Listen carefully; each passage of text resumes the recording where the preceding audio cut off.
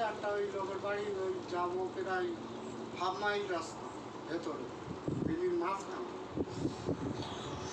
দেখে শুনে কাজ করবে দাদা, কি করবে বলো, গরিব মানুষের কোনো কেউ নাই বুঝলা। এবার ওই রাস্তায় সাইকেল ঢুকবে না, হেঁটে হেঁটে যেতে হবে, না গেলে ফোন নাম্বারটা নিতেও পারবো না বুঝলে।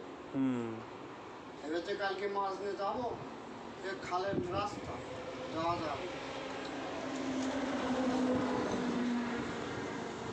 না, 1 ঘন্টা পরে যাবানি নৈহাটি বুঝলে। তো তোমার গ্রামের মেম্বার টেম্বার কেউ সাহায্য করলো না?